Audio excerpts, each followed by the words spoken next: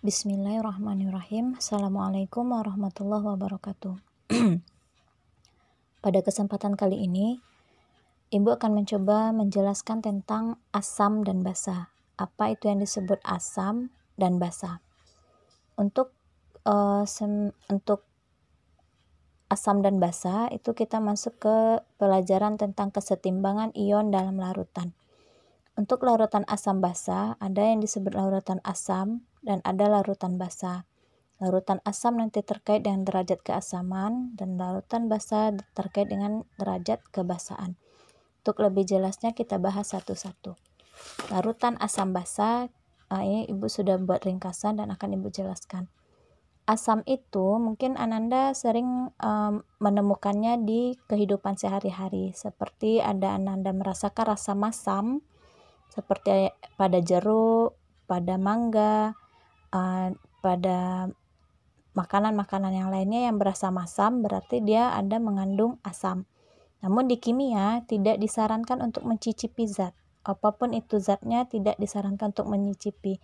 Nanti akan ada namanya indikator untuk mendeteksi dia asam atau basa. Itu akan kita bahas di pelajaran berikutnya.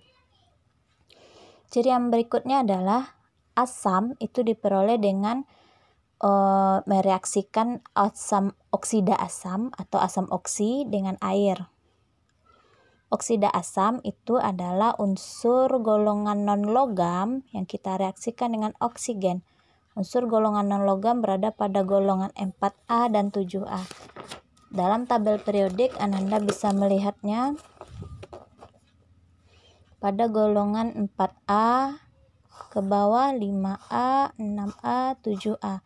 Atau yang abu-abu ini, non-logam itu yang abu-abu. Yang abu-abu ini jika dia bereaksi dengan yang O, oksigen, maka kita sebut dia dengan asam oksi atau oksida asam. Contohnya ada Cl, N, C, dan lain-lain. Contohnya kita ambil CO2, karbon dioksida, kita reaksikan dengan air, maka akan menghasilkan asam karbonat H2CO3. Itu ciri-ciri berikutnya. Kemudian asam itu umumnya diawali dengan huruf H besar pada molekulnya. Contoh HCl, asam klorida, asam sulfat H2SO4, asam karbonat H2CO3, dan lain-lain.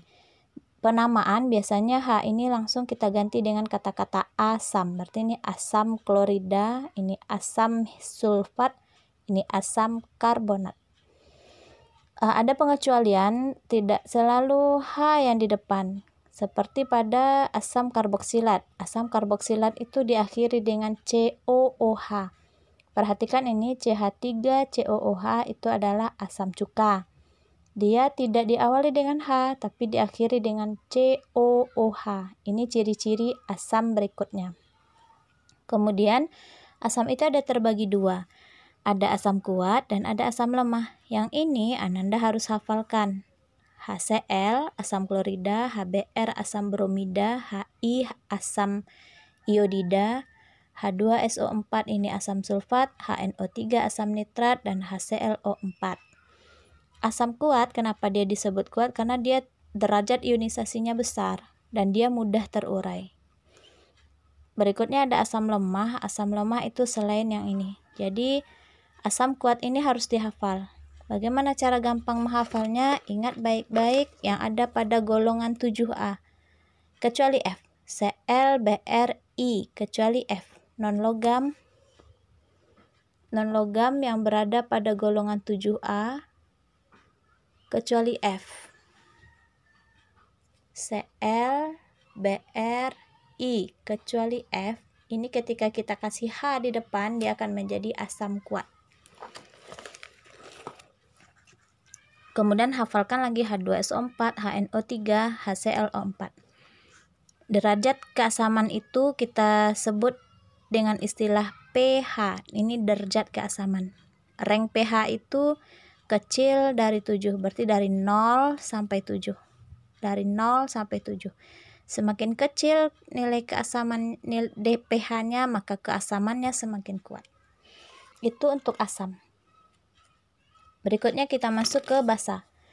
Basa ciri-cirinya licin, kelat, dan pahit. Ini bisa Anda temukan di sabun, deterjen, dan lain-lain di kehidupan kita sehari-hari. Bahkan ini kita temukan juga ada di obat mah yang biasa Anda makan. Jika sakit mahnya kambuh.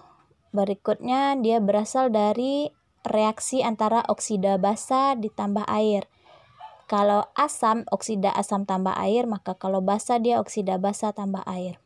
Oksida basa itu berasal dari unsur logam yang direaksikan dengan oksigen. Logam itu terdapat pada golongan 1A sampai 3A dan golongan transisi. Bisa Ananda cek di tabel periodik yang ada di buku Ananda. Logam itu dilambangkan dengan yang orange ini.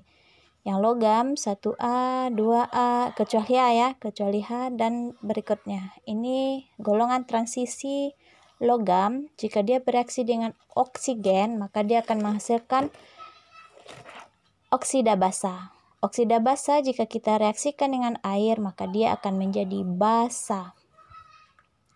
Basa umumnya diakhiri dengan OH. Contohnya NaOH, KOH, CaOH 2 kali, AlOH 3 kali. Ada pengecualiannya kecuali NH3. NH3 tidak memiliki OH di belakang. Tapi NH3 ini merupakan basa. NH3 jika kita reaksikan dengan air dia akan membentuk NH4OH. Ini juga basa dan dia sendiri juga basa. Basa seperti juga asam dia terbagi dua. Ada, minta maaf ini harusnya basa. Ada basa kuat, ada basa lemah. Basa kuat itu golongan 1A dan 2A jika kita tambahkan OH. Contoh 1A NaOH, KOH, LiOH.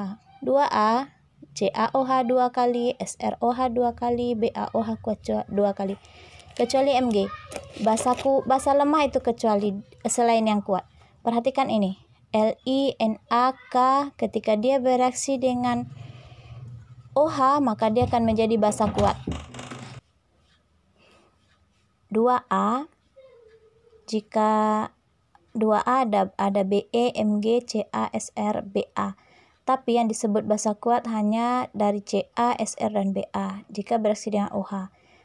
Be dan Mg ini termasuk basa lemah jika kita kasih OH ya, direaksikan dengan air. Be, Mg ini basa lemah.